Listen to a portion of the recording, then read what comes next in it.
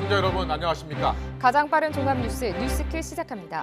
이재명 고문도 안철수 위원장도 6월 1일 지방선거 때 함께 치러지는 국회의원 보궐선거에 뛰어들었습니다.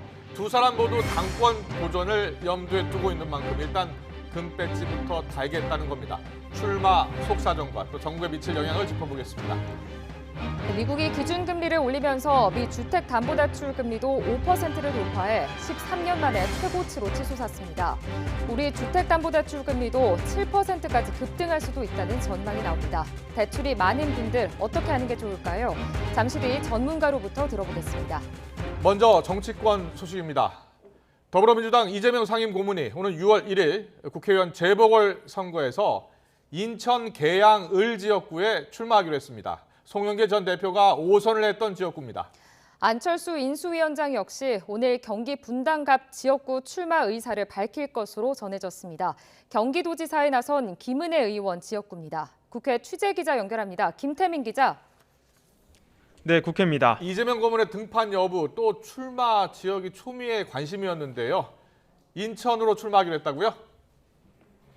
네, 그렇습니다. 6일 지방선거 대진표가 모두 짜인 가운데 현역 의원들의 출마로 공석이 된 지역구 공천 논의도 본격화하고 있습니다. 특히 지난 대선에서 석패한 이재명 상임고문의 등판설이 끊이지 않았는데요. 서울시장 후보로 나선 송영길 전 대표의 지역구인 인천 계양을 출마를 확정했습니다. 함께 들어보겠습니다.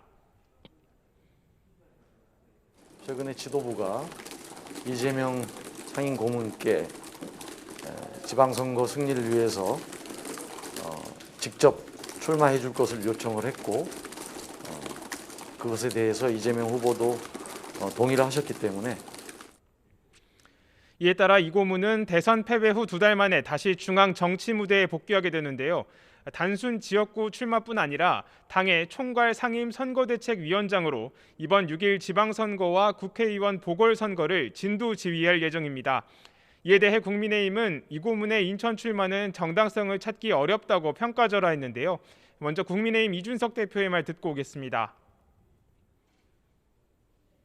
어떻게든 원내 입성해서 본인에 대해서 진행되려고 하는 여러 수사에 대해 가지고 방탄을 치려고 하는 것이 아니냐라는 의심을 지울 수가 없습니다. 저는 이러한 시도는 국민들에게 규탄받을 수밖에 없다. 그러면서 인천 계양을 지역구에 이 고문을 겨냥한 이른바 저격 공천을 시사하게 됐는데요. 이른바 빅매치보다는 명분을 앞세워서 상대적으로 명분이 부족한 이 고문의 약점을 공략하겠다는 뜻을 밝히기도 했습니다. 네, 이른바 빅매치 카드라면 안철수 인수위원장이 유력하게 거론되는데 마찬가지로 출마 의사를 밝혔죠. 네, 그렇습니다. 오늘 대통령직 인수위원회 해단식을 하는 안철수 인수위원장도 이번 보궐선거 출마 의지를 굳혔습니다. 다만 출마 지역은 인천이 아닌 경기 쪽으로 가닥을 잡았는데요.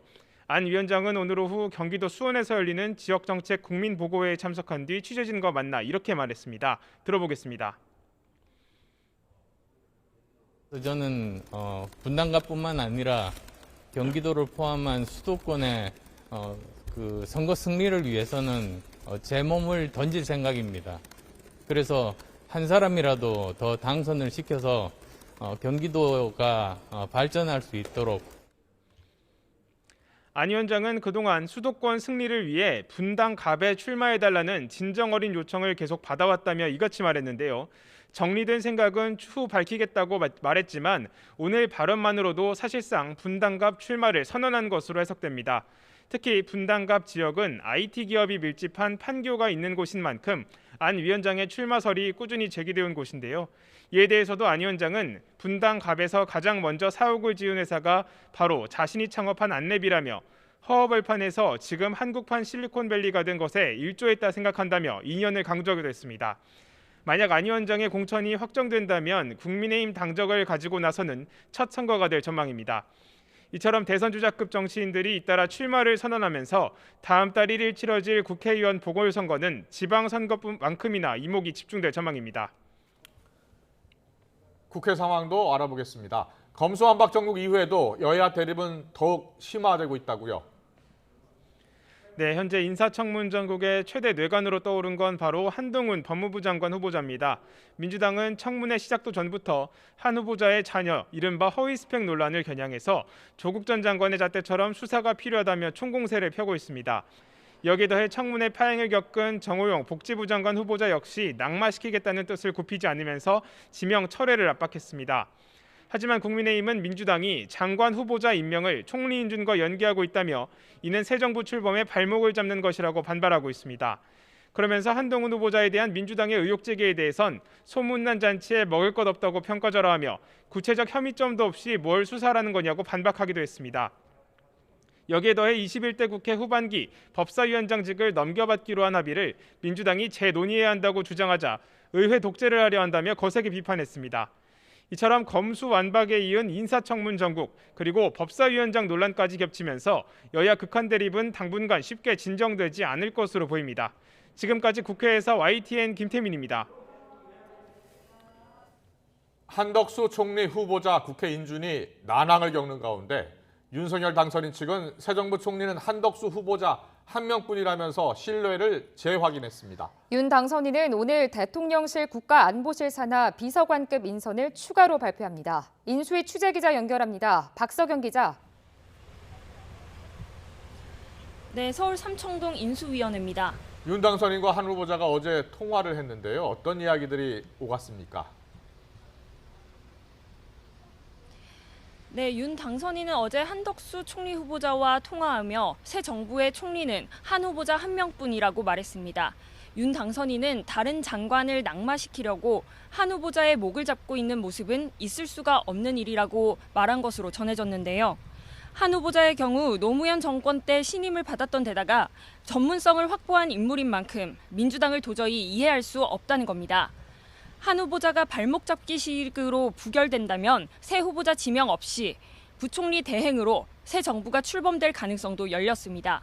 윤 당선인 측 관계자는 부결 시 대통령 선거를 부정하는 거로 보고 총리 없이 부총리 대행으로 출범하겠다고 말했습니다. 또 정호영 복지부 장관 후보자와 관련해서도 임명 강행까지 고려하겠다고 강조했습니다. 다만 민주당의 태도에 따라서라는 단서를 달았는데요. 각각의 후보자를 서로 연계해선 안 된다며 정권 출범을 방해하려는 사람들이 있다면 가진 권한을 활용하겠다고 사실상 민주당에 경고를 날렸습니다. 권성동 원내대표도 오늘 원내대책회의 후 기자들과 만나 중요한 건 국민 수용성이라면서 민주당의 도를 넘는 행위 등 정치 상황을 고려해 당선인이 적절한 판단을 할 것이라며 당의 의견을 당선인 비서실에 전달했다고 밝혔습니다. 민주당은 한 후보자의 국회 인준을 지렛대 삼아 한동훈 후보자 등의 낙마를 압박하는 방안을 검토하는 것으로 알려졌습니다. 네, 오늘 추가 인선도 발표가 되는데요. 국가안보실과 대통령 비서실 산하 비서관급이 발표가 됐죠. 네, 윤 당선인은 오늘 국가안보실과 대통령 비서실 추가 인선 20명을 공개했습니다. 먼저 국가안보실 1차장실 안보전략비서관은 임상범 주 제네바 대표부 차석대사, 경제안보비서관의 왕윤종 전 동덕여대 교수가 이름을 올렸습니다. 대통령 비서실 쪽 홍보수석실 국정홍보비서관에는 강훈 전 조선일보 논설위원, 국민소통관장에는 김영태 전 쿠팡 커뮤니케이션 총괄부사장이 지명됐습니다. 인사기획관실 인사기획관은 복두규 전 대검 사무국장이, 시민사회수석실 디지털 소통비서관은 이상협 네이버 대외협력 이사대우가 맡기로 했습니다. 인선과 관련해 윤 당선인 측 관계자는 문재인 정권과 어설픈 동거는 하지 않겠다고 강조했는데요. 김인철 사회부총리 겸 교육부 장관 후보자가 사퇴한 자리에 후보자 몇 명을 검증하고 있는데 교육부 차관이 인사를 단행하고 개혁을 추진할 예정인 만큼 교육행정의 공백은 없다고 말했습니다. 윤 당선인 측은 취임 전날인 9일까지 대통령실과 차관급 인선 등을 차례로 쪼개서 발표합니다. 공정위원장, 금융위원장, 국정원장 등은 취임 직후 발표할 계획입니다.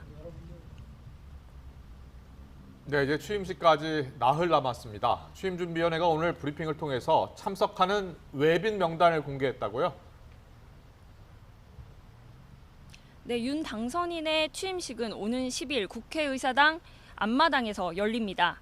박주선 취임준비위원장은 오늘 오전 마지막 브리핑에서 참석하는 외빈 명단을 발표했는데요.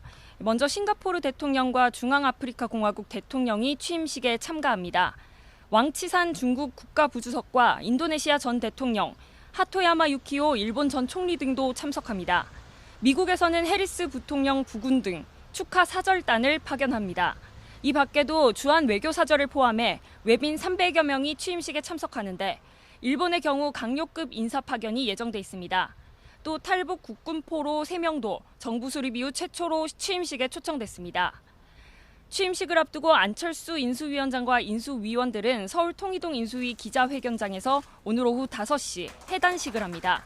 50일 동안 활동을 이어온 인수위는 새 정부의 국정과제를 마련하고 정책 방향을 세우는 역할을 했습니다. 다만 신구 권력 갈등과 여야 대치 속에 국정 청사진을 뚜렷하게 그리지 못했다는 지적도 나왔습니다. 지금까지 서울 삼청동 인수위원회에서 YTN 박서경입니다.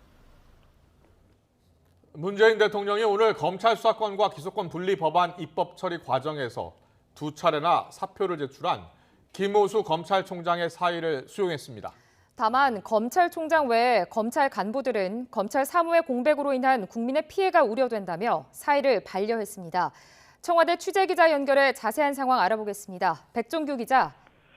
네, 청와대 춘추관입니다. 문 대통령이 오늘 김호수 검찰총장의 사의를 수용했죠? 네, 문재인 대통령이 오늘 오전 검찰 수사권 완전 박탈, 검수완박 입법에 반발하며 물러나겠다는 뜻을 밝힌 김호수 검찰총장의 사의를 수용했습니다. 문 대통령이 지난 3일 국무회의에서 검수완박 법안 공포안을 의결한 지 사흘 만입니다. 청와대 박경미 대변인은 문 대통령이 김 총장의 사표를 한 차례 반려했지만 김 총장이 스스로 책임을 지겠다며 재차 사의를 밝히면서 이제는 더 미루기 어려운 상황이 돼 사의를 수용한다고 밝혔습니다. 다만 문 대통령은 검찰총장 외에 다른 검찰 간부들의 사의는 반려했습니다. 검찰 사무의 공백으로 인한 국민의 피해가 우려되기 때문이라고 이유를 밝혔습니다. 그러면서 문 대통령은 대검 차장을 중심으로 빈틈없이 책무를 다해주길 바란다고 당부하기도 했습니다. 문 대통령은 김 총장은 물론 박성진 대검찰청 차장검사, 권순범 대구고검장 등 검찰 지휘부의 집단 사직을 일괄 수리하면 업무 공백이 불가피하다는 판단을 내린 것으로 보입니다. 앞서 김 총장은 더불어민주당의 검찰 수사권과 기소권 분리 법안의 입법 강행에 반발하며 지난달 17일 첫 사의를 표했습니다. 지난 22일 다음날 김 총장은 문 대통령이 면담을 통해 임기를 지키며 국회와의 소통 노력을 기울여달라고 당부하자 업무를 재개했지만 이후 지난달 22일 검수완박 법안에 대해 여야가 박병석 국회의장의 중재안을 받아들이기로 하자 다시 사직서를 제출하고 연가를 써왔습니다. 문 대통령은 검수완박 공포안이 국무회의에서 의결되며 상황이 일단락됐다고 판단하고 김 총장의 사표를 다음 정부로 넘기기 어렵다는 점에서 사의를 수용하기로 결심한 것으로 보입니다. 이에 따라 문 대통령 퇴임 때까지는 박성진 대검 차장이 총장 권한대행 체제를 유지하고 윤석열 대통령 당선인이 취임 후에 새 총장 지명을 비롯해 검찰 지휘부를 새로 구성할 것으로 전망됩니다. 지금까지 청와대 춘추관에서 YTN 백종규입니다. 검찰의 직접 수사권을 축소한 검수완박 법안에 반발해서 사의를 표했던 김호수 총장이 사표가 수리되자 퇴임식 없이 대검찰청을 떠났습니다. 임기를 다 마치지 못해 죄송하다면서도 검찰은 저력이 있으니 어려운 상황을 반드시 극복해내리라 믿는다고 밝혔습니다. 직접 들어보시죠. 국민 여러분과 검찰 구성원들에게 임기를 지키지 못한 점에 대해서 한편으로 죄송스럽고 또 이 법안 추진 과정에서 보내주셨던 성원에 대해서는 감사드립니다. 검찰이 저력이 있으니까 이 어려운 상황을 반드시 극복해낼 것이라고 믿습니다. 고맙습니다. 지난 입법 과정에 대해 정권 교체를 앞둔 마지막 주간 문재인 대통령의 직무 수행에 대해 잘하고 있다는 평가가 45%라는 여론조사 결과가 나왔습니다. 한국갤럽이 지난 3일부터 이틀 동안 전국 18살 이상 1,000명을 상대로 조사한 결과 문 대통령의 직무 수행에 대한 긍정평가는 45%, 부정평가는 51%였습니다. 같은 기관 조사에서 문 대통령이 잘하고 있다는 평가는 취임 다음 달인 2017년 6월 첫째 주 84%로 가장 높았고 LH 사태에 이어서 재보궐선거에 참패했던 2021년 4월 다섯째 주 29%로 가장 낮았습니다. 5년 동안 평균은 52%였습니다. 윤석열 대통령 당선인이 직무 수행을 잘하고 있다는 평가는 41%, 잘 못하고 있다는 응답은 48%로 집계됐습니다. 정당 지지도는 민주당 41%, 국민의힘 40%, 정의당 3% 순으로 나타났습니다. 전체 질문지 등 더 자세한 내용은 중앙선거 여론조사 심의위원회 홈페이지를 참조하면 됩니다. 아시아올림픽 평의회는 오는 9월 10일부터 25일까지 항저우에서 열릴 예정이었던 제19회 아시안게임을 내년으로 연기하기로 결정했다고 중국 관영 CCTV와 로이터 등 외신들이 전했습니다. 아시안게임 연기는 중국 상하이 등에서 확산하는 코로나19 때문으로 보이는데 저장성의 성도인 항저우는 도시 봉쇄 중인 상하이와 불과 175km밖에 떨어져 있지 않아 그간 우려가 끊이지 않았습니다. 앞서 홍콩 언론은 다음 달 중부 서부 쓰촨성 청도에서 막을 올릴 예정이었던 하계 유니버시아드 대회도 연기 결정됐다고 전했습니다. 최근 물가가 가파르게 상승하면서 일상 회복 이후 숨통이 트일 것으로 기대했던 상인들이 또다시 애를 태우고 있습니다. 원자재 값이 뛰다 보니 매출이 조금씩 회복돼도 이익이 별로 남지 않고 가격을 올리자니 손님이 끊길까 걱정돼 부담스럽다고 하는데요. 현장에 나가 있는 취재기자 연결합니다. 황윤태 기자. 네, 서울 마포구 망원시장에 나와 있습니다. 네, 코로나가 좀 잠잠해지는가 싶더니 최근에 물가가 출렁이고 있습니다. 전통 시장도 영향을 받을 수밖에 없을 텐데요. 지금 현장 분위기는 좀 어떻습니까? 네, 이곳 시장은 오후가 되면서 사람들이 발 디딜 틈 없이 모여들고 있습니다. 그렇지만 상인들은 울상인데요. 일상 회복 이후 매출 회복을 기대했는데 가파른 물가 상승이라는 또 다른 악재를 만난 탓입니다. 저도 오늘 방송을 준비하면서 시장에서 물건을 조금 사봤는데요. 한번 보시겠습니다. 황태포를 하나에 5,500원 정도에 샀고 수입 오렌지 3개를 5,000원 정도에 샀습니다.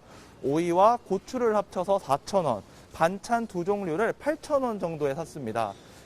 몇 가지 사지 않았는데 2만 원 돈이 훌쩍 넘어 무거운 장바구니 물가를 체감하게 했습니다. 수입 오렌지 같은 수입 과일의 경우에도 가격이 많이 올랐는데요. 일부 수입 과일은 최근 판로가 아예 막혔습니다. 과일 가게 주인의 말도 한번 들어보시겠습니다. 유통이 잘 안 되나 보던데. 근데 전쟁 이후로 수입 과일은 더 올랐어. 아예 오르고 아니 오다서 아예 안 들어온 과일이 많아. 상인들은 손님이 조금씩 늘어나긴 하는데 물가가 빠르게 오르면서 이윤 회복 속도가 기대했던 것보다 크게 더디다고 말했습니다. 최근 한두 달 새 밀가루나 식용유, 휘발유 같은 원자재 가격이 오르다 보니 전반적으로 물가가 오를 수밖에 없다고도 하소연합니다. 매출이 일부 올라도 물가 상승폭이 커서 순이익은 더 줄어든 경우도 있다는 겁니다. 시장 안에 있는 반찬 가게 속사정도 들어보시겠습니다. 어차피 물가가 오르니까 매출도 줄어들게 되고 원가 비율이 올라가니까 또 이게 올라갈 거 아닙니까? 그러니까 소비자나 우리 같은 사람 전부 다가 피해지 않겠어요? 먹거리 가격이 빠르게 오르면서 손님들도 장보기가 부담스러운 상황입니다. 시장에서 물건을 납품받는 자영업자들도 같이 가격을 올리고는 싶지만 이제 막 손님이 조금씩 모여드는데 가격을 올리기는 부담이라는 반응도 있습니다. 식당하는데 장사를 해도 남는 게 없을 정도로 올랐어요. 가격 올리기에는 아직 좀 이르지 않아요? 코로나 끝나자마자 가격 올리면 그나마 손님 없는데 더 없지. 시장에서 들어본 하소연은 통계에서도 고스란히 드러납니다. 지난달 소비자 물가 상승률은 4.8% 정도였는데 글로벌 금융위기가 발생했던 2008년 10월 이후 13년 반 만에 최고치를 기록했습니다. 외식 물가는 지난 3월과 지난달 2달 연속 6.6%씩 올랐습니다. 갈비탕은 12%나 올랐고 피자와 치킨, 짜장면 같은 음식들도 9% 넘게 오른 상황입니다. 코로나 사태가 마무리되면서 소비가 본격적으로 늘고 있지만 가파른 물가 상승으로 소비자와 전통시장 상인들의 시름은 한동안 이어질 것으로 보입니다. 지금까지 서울 마포구 망원시장에서 YTN 황윤태입니다. 미국 뉴욕 증시가 하루 만에 전날 상승폭을 모두 반납하고 급락세로 마감이 됐습니다. 나스닥 지수 같은 경우에 한때 6%까지 급락했다가 결국 5% 급락으로 마감했습니다. 금리 인상에 따른 국채금리 오름세에 기술주가 급락했고 국제유가 상승과 경기 위축 가능성까지 나오면서 지수를 끌어내렸습니다. 워싱턴 강태욱 특파원의 보도입니다. 미국 연준이 기준금리를 0.5%포인트 인상한 날 뉴욕 증시는 3% 안팎의 급등세로 마감했습니다. 제롬 파월 의장이 시장이 우려하는 0.75%포인트 대폭 인상은 고려하고 있지 않다는 발언 덕분이었습니다. 급격한 금리 인상이 없다는데 시장이 안심한 겁니다. 75 basis point in an increase is not something the committee is actively considering. 하지만 하루 만에 금융시장은 다시 불안한 모습입니다. 다우와 S&P 500 지수는 3% 이상 떨어졌고 나스닥은 5% 가까이 급락한 채 마감했습니다. 하루 전 상승분을 모두 반납하고도 더 떨어진 겁니다. 금융시장 급락은 일단 금리 인상이 계속 이어질 것이란 전망에 미국의 국채 금리가 다시 오름세로 돌아섰기 때문입니다. 국채 금리의 가파른 상승은 기술주와 성장주의 미래 수익에 타격을 준다는 점에서 주가를 끌어내리는 역할입니다. The market is in an enormous amount of uncertainty, and uncertainty is one of the biggest killers of any market. And so the fact that we are uncertain about what inflation is going to do, what the Fed is going to do in reaction to inflation. 여기에 석유 수출국 기구와 러시아 등 주요 산유국들의 협의체인 오펙 플러스가 사실상 증산을 동결한 것도 영향을 미쳤습니다. 미국 등 서방의 증산 요구에도 다음 달 증산을 이번 달과 같은 수준에 합의한 겁니다. 산유국들의 증산이 없는 상황에서 EU가 단계적으로 러시아산 원유의 수입을 금지하면 유가 폭등은 불가피하기 때문입니다. 연준은 기준금리 0.5%포인트 인상을 두어 번 더 시사했습니다. 전문가들은 최근 유가 상황에 연준의 긴축이 계속 이어진다면 주가 상승세는 지속하기 어려울 것으로 보고 있습니다. 워싱턴에서 YTN 강태욱입니다. 네, 미국 주식시장 급락의 원인, 금리 상승 움직임 좀 더 자세히 짚어드리겠습니다. 미국의 소비자 물가가 40년 만에 가장 많이 오르면서 미 금융당국은 인플레이션을 잡기 위해서 금리를 올리기 시작했습니다. 이틀 전이었습니다. 금리를 0.25%포인트 올리면서 0.5%포인트 올리면서 1%로 금리를 올렸는데요.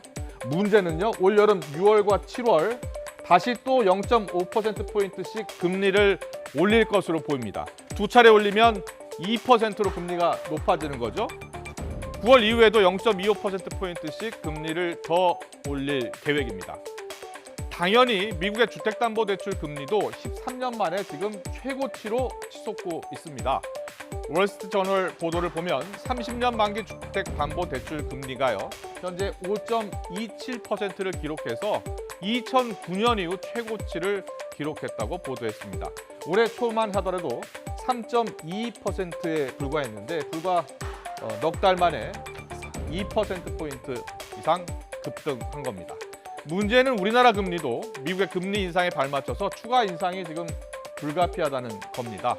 글로벌 투자은행 JP모건은요, 우리나라가 5월과 7월, 8월 그리고 10월에 각각 0.25%포인트씩 올려서 현재 1.5%인 금리를 2.5%까지 높일 것으로 그렇게 내다보고 있습니다. 자, 기준금리가 오르면 우리나라 주택담보대출 금리도 오를 수밖에 없겠죠. 지난해 12월 5대 시중은행 주택담보대출 금리를 봤더니요, 3.38에서 3.82%를 기록했는데 지난 4월 금리를 보니까 3.91에서 최고 4.32%를 기록했습니다. 전문가들은요, 연말쯤 되면 금리 상단이 7%까지 높아질 가능성도 있다, 이렇게 내다보고 있습니다. 지금이라도 고정금리로 갈아타야 하는 것인지 어떻게 하는 게 좋을지 잠시 뒤 전문가와 함께 자세히 짚어보겠습니다. 네, 금리가 오르면서 주식시장도 흔들리고 있습니다. 오늘 새벽 끝난 미국 나스닥 지수 앞서 전해드린 것처럼 금리 상승 영향으로 5% 가까이 나스닥 지수는 폭락했는데요. 우리 증시도 크게 흔들렸습니다. 취재기자 연결합니다. 박병환 기자. 네, 경제부입니다. 우리 증시도 1% 넘게 하락했다고요? 네, 그렇습니다. 미국 증시 급락에 따라 우리 증시도 내림세로 끝났습니다. 코스피는 전거래일보다 33.06포인트, 1.23% 내린 2,644.51에 마감했습니다. 개인이 7,600억 원 이상 순매수했지만 외국인이 4,700억 원 이상, 기관이 3,000억 원 이상 순매도에 지수 하락을 이끌었습니다. 코스피 기준 4거래일 연속 하락한 것으로 코스피 대장주 삼성전자는 2.06% 하락에 66,500원에 마감했습니다. 코스닥은 15.84포인트, 1.76% 내린 884.22의 거래를 마쳤습니다. 서울 외환시장에서 원달러 환율은 6.4원 오른 1272.7원에 마감했습니다. 코스피 하락은 미 연준의 0.5%포인트 기준금리 인상 발표 하루 뒤에 나스닥이 5% 가까이 폭락한 데 대한 영향이 크다는 분석입니다. 미국의 금리 인상 여파로 한국은행도 오는 26일 열리는 금융통화위원회에서 지난달에 이어 연속으로 기준금리를 0.25%포인트 인상할 것이 유력시됩니다. 지금까지 경제부에서 전해드렸습니다. 네, 지금 들으신 것처럼 미국이 금리를 단계적으로 대폭 인상할 계획을 밝히면서 전 세계 경제 시장이 그 여파를 주시하고 있습니다. 우리나라도 지금 주식과 환율 시장이 영향을 받으면서 미국 금리를 웃도는 수준의 선제적 금리 인상 시나리오까지 언급이 되고 있습니다. 네, 미국발 금리 인상 여파가 어디까지 퍼질지 정철진 경제평론가와 함께 오늘의 현안들 짚어보겠습니다. 안녕하십니까? 네, 안녕하십니까? 어서 오십시오. 네. 미국이 이틀 전에 이제 금리 인상을 결정을 했습니다. 0.5%포인트를 올렸는데 그 여파가 하루 지나서 지금 나타나고 있는 거죠? 네, 그렇습니다. 제롬 파월 연준 의장의 발언과 실제적인 어떤 시장에 대한 각성, 해석 이것이 좀 엇갈리고 있는 건데요. 그랬군요. 예. 그제를 보면 일단 제롬 파월 연준 의장의 한마디가 전반적으로 시장의 분위기를 끌어올렸다고 볼 수가 있겠습니다. 예. 사실은 0.5%포인트 이달 인상은 다 알려졌고요. 네네. 우리가 선반영이라고 하죠. 주식시장도 여기에다 반응을 하고 있었는데 반영을 걱정은 6월에 0.75%포인트를 올리느냐 마느냐에 대한 관심이 보여졌는데 그렇군요. 예. 거기에 대한 기자의 질문에 그것은 고려하지 않는다라는 이야기를 했습니다. 그러니까 이제 그날 하루는 그것만 바라보고 주식시장도 급등을 하고요. 달러 가치는 떨어지고 금리도 잡혔는데 실은 그 다음 날 이제 이틀 지나고 보니까 금리를 안 올린다는 것도 아니고요. 네. 0.75만 안 올린다 뿐이지 당장 6월에 0.5, 7월에 0.5, 0.5를 몇 차례도 올릴 수 있다라는 이야기가 더 깨닫게 된 겁니다. 네, 그러니까 네. 이거 뭐야? 금리를 올리기는 올리는 거네. 그렇군요. 라는 이제 시장의 각성이 나온 것으로 이제 그 다음부터 주가가 또 폭락을 하게 된 겁니다. 자, 미국이 이렇게 금리를 급하게 올리는 이유는 물가가 너무 많이 올랐기 때문 아닙니까? 미국 물가는 얼마나 올랐습니까? 그렇습니다. 왜 금리를 올리지? 뭐 우리 대출자들 괴롭히려고 중앙은행이 또 미국 연준이 한국은행이 올리는 건 아니고요. 예. 물가 때문입니다. 현재 미국의 물가는 8.5%고 이제 5월 10일 날 다음 주 화요일 날 이제 4월의 물가 지표도 이제 발표가 될 것 같은데 예, 예. 3월의 물가 지표가 8.5. 이게 언제적이냐면 1981년입니다. 네. 그러니까 80년대에 뭐 그 어떤 고성장의 높은 물가를 자랑했었을 때에 만큼 인플레는 다가왔기 그럼 때문에 100원을 주고 살 수 있었던 것을 이제 108.5원을 줘야지 살 수 있는 그렇죠. 거 아닙니까? 예. 1년 만에 이렇게 된 거 네. 아니겠습니까? 그런 상황이어서 당연히 금리는 쫓아가야 되는데 생각해 보세요. 금리는 8.5인데 미국 0.5를 올렸어도 이제 상단이 연 1%입니다. 그렇다면 적어도 연말까지는 2.5%에 우리가 중립금리라고 말하는데 네. 까지는 인상이 채워질 것이 아니냐. 그러면 앞으로 갈 길이 되게 멀죠. 그렇군요. 네. 예. 뭐 가장 우려가 되는 게 지금 미국의 금리 인상 속도가 더 빠르면 역전이 될 수도 있는 거 아닙니까? 이 네. 부분은 좀 어떻게 보십니까? 가능성이 있죠. 아. 현재 우리가 이제 1.5%고요. 그렇습니다. 이번에 인상을 통해서 미국이 1%인데 미국은 이미 다음 달 0.5를 예견을 한 거지 않습니까? 예, 예. 네. 근데 우리는 다음 달에 금융통화위원회가 없어요. 그러니까 이달에 만약에 안 올리게 될 경우 우리 1.5로 6월을 맞이하죠. 그렇죠. 근데 미국은 1.5가 돼버립니다. 6월에. 네. 그 다음이 문제인데 7월에 미국은 0.5를 또 올린다고 했으니까 예. 미국은 2%가 됐는데 우리는 아직까지 빅스텝을 밟지는 않거든요. 네. 올려도 0.25% 베이비 스텝이 되게 되니까 이런 상황이라면 7월경에는 미국의 금리가 더 높을 수가 있는 거죠. 좀 쉽게 설명을 해주세요. 네. 금리가 역전이 되면 그러니까 미국 금리가 우리 금리보다 높아지면 네. 어떤 경제적인 현상이 나타납니까? 아주 쉽게 생각해서요. 우리가 돈은 네. 어디로 찾아갑니까? 금리 이자도 높은 많이 곳으로 찾아가죠. 이자도 많이 찾아. 금리 높은 곳에 갈 수밖에 없죠. 그렇죠. 근데 미국의 기준금리가 더 높다는 것은 시중금리도 미국에 더 높을 것이고 결과적으로 돈들이 그러면 우리나라에 있는 전 세계에 있는 달러가 자국가의 금리 대비를 해서 더 높은 쪽으로 흘러가게 된다는 것이고 이게 이제 그 유명한 한미 금리 역전의 이슈이기도 한데 우리나라 환율이 지금 1,270원까지 높아졌는데 더 올라갈 수 있다는 겁니까? 그렇습니다. 여기서 달러가 더 빠지면 문제가 되고 있기 때문에 현재 홍남기 경제부총리도 수차례 립 서비스를 하고요. 아마도 한국은행이 5월에 또 올릴 가능성이 높다는 건 우리의 물가도 심각하고요. 네. 또 하나가 이 원화 지키기입니다. 환율이 너무 높기 때문에 어떤 자본 유출에 대한 그런 걱정도 함께 포함이 되어 있는 거죠. 그렇군요.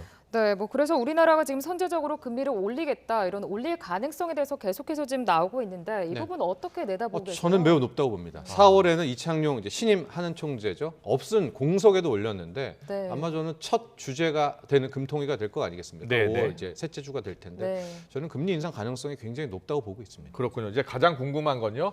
어떻게 될 것이냐. 이제 주택담보대출금리도 따라서 오를 수밖에 없잖아요. 네. 예, 지금 주택담보대출금리를 저희가 확인해봤더니 4% 초반대인데 이제 5%, 6%, 뭐 시중에서는 연말에 7%까지 갈 거다 이런 이야기가 나오더라고요. 자, 그렇다면 어떻게 하는 게 가장 좋겠습니까?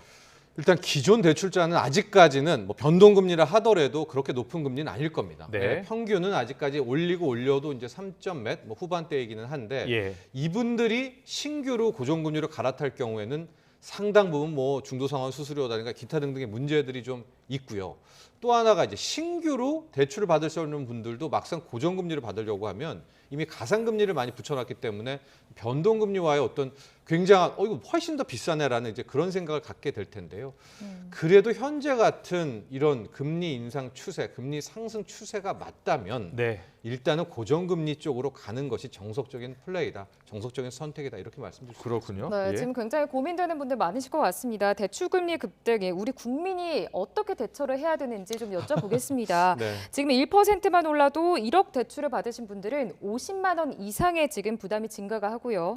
또 4억 대출을 받고 아파트를 사신 분들은 계산을 해보니까 200만 원이 늡니다. 이자만요. 네. 지금 이런 상황에서 우리 국민분들 어떻게 하는 게 좀 좋을까요? 그래서 올 한해 화두는 투자에 대한 성공보다 이 빚 관리, 부채 관리가 오히려 모든 재테크의 1순위다. 이런 그렇군요. 말씀을 좀 드리고 싶은데 예. 앞서도 말씀드렸다시피 만에 하나 금리가 오르면 뭐 200만 원 가령 뭐 150만 원 원리금 냈다 맞벌이가 네. 그럼 좀 올라도 180이면 해결할 수 있겠지라는 생각을 갖겠지만요. 어떤 함정이 있냐면 금리가 이렇게 치솟았다는 건 그 앞에 인플레가 심해졌다는 거고요. 네. 그렇다면 항상 나오듯이 경기 침체에 대한 경기의 우려가 있기 때문에 소득이 분명히 인플레이션은 논리대로 이론대로 하면 올라야 되잖아요. 근데 역사상 경험을 보면 늘 안 오르는 것이 우리의 뭐 급여, 근로소득과 소득입니다. 네. 그렇게 되니까 현재로서는 더 과하게 이 금리 부담 또 이자 부담에 대한 대비를 해놓는 게 좋습니다. 아, 우리 작년에 이제 주식에 이제 투자하는 분들이 크게 늘었고요. 또 네. 미국 주식에 투자하는 분들도 많이 늘었잖아요. 많죠. 네. 미국 주식 시장도 지금 급락하고 있고 그리고 대출 금리는 오르고 있고요. 그래서 일부에서는 주식 팔고 빨리 대출금부터 갚아라 이런 이야기 나오는데 네. 맞습니까? 어떻게 하는 게 좋겠습니까? 뭐 이렇게 이거다 저거다 말씀드릴 수는 네. 없겠지만요. 이런 면은 있는 것 같아요. 주식이요. 인플레를 해지하는 주식도 있습니다. 이게 무슨 얘기냐면 같은 기업, 같은 주식이라 하더라도 우리가 고물가주, 저물가주 이렇게 분류를 하거든요. 이게 뭐냐면 인플레이션 시대에 오히려 매출이라든가 영업이익이라든가 가격 결정권이 있는 기업과 업종이 있습니다. 네. 반면에 물가 상승기에는 오히려 약하게 되는 이제 그런 기업들이 있는데 저는 모든 주식을 다 팔고 대출 갚아라라는 말씀보다는 고물가주죠. 인플레이션을 이겨낼 수 있는 업종과 주식들은 일단 어느 정도 갖고 인플레를 만나는 것이 맞다. 왜냐하면 실은 주식도 뭐 고물가주, 인플레이션 관련주 같은 경우에는 분명히 인플레이션 해지 기능이 있기 때문에 현금보다도 좀 더 나을 수가 있거든요. 이런 네. 조언을 드리고 싶습니다. 네, 끝으로 지금 글로벌 경제 불안정성 그리고 불확실성이 굉장히 커지고 있거든요. 이런 상황에서 이 투자 측면에서 본다면 우리 국민들이 좀 어떻게 움직이는 것, 어떻게 대응을 좀 하셔야 된다고 보십니까? 그러니까 뭐 누가 이렇게 한다, 뭐 한다더라, 못한다더라, 뭐 기대 이런 거 다 빼고요. 네. 물가 지표 하나만 봐야 될 것 같아요. 예, 물가 상승률, 달마다 나오는 물가 상승률을만 믿고 물가가 정말 잡히는지 안 잡혔는지를 봐야 되고요. 그걸 잡으려는 전조는 뭐냐? 국제 유가, 가장 포션이 비중이 크기 때문에 국제 유가가 빨리 WTI 기준으로 배럴당 100달러가 떨어지는 것을 확인한다면 투자에 대한 숨통도 트이지만 이게 100달러에서 안 떨어지고 네. 110달러 뭐 이 정도에 유지한다면 인플레는 절대 못 잡거든요. 그렇다면 여기에 대한 대비 리스크 관리를 해야 될 것 같습니다. 해외에 돈을 송금하는 분들은 지금 환율 때문에 큰 걱정입니다. 1270원, 1300원 돌파 가능성도 있다고 시장에서 보고 있습니까? 네, 그게 좀 다수설이고 많은 분들이 얘기는 하지만은요. 저는 개인적으로 지금의 달러 강세가 좀 과한 측면이 있다라고 보고 있거든요. 네. 아마 그렇게 되고 우리도 금리 인상에 나서고 어젠 영국도 금리 인상을 또 4개월 연속했거든요. 예. 아마 유로존, ECB도 하게 되고 그런다면 저는 한 이 언저리에서 1270원, 1250원 이 언저리에서 달러 강세는 좀 멈추지 않을까 이렇게 보고 있습니다. 네, 마지막 질문 하나 드릴게요. 부동산 시장에는 얼마나 큰 어떻게 영향을 미칠 것으로 보세요? 상당한 영향이죠. 항상 이 인플레이션, 금리 상승기에 주식과 부동산이 있다면 오히려 주식 쪽은 제가 앞서 말씀드렸던 것처럼 좋아라 하는 주식들이 있습니다. 경기 방어주에 투자하는 게 낫다. 그렇죠. 인플레이션 예. 이기는 주들이 있거든요. 뭐 가령 정유업종 오늘도 뭐 오르지 않습니까? 그런데 부동산은 금리 상승에 거의 직격탄입니다. 특히 유동성 축소에 있어서 부동산 같은 경우에는 레버리지, 대출을 일으키기 때문에 투자에는 좀 오히려 더 부동산의 악재다 이렇게 볼 수 있겠죠. 알겠습니다. 무엇보다도 금리 상승기에는 빚 관리가 매우 중요하다는 말씀해 주셨습니다. 참고하셔야겠습니다. 정철진 경제평론가와 함께했습니다. 잘 들었습니다.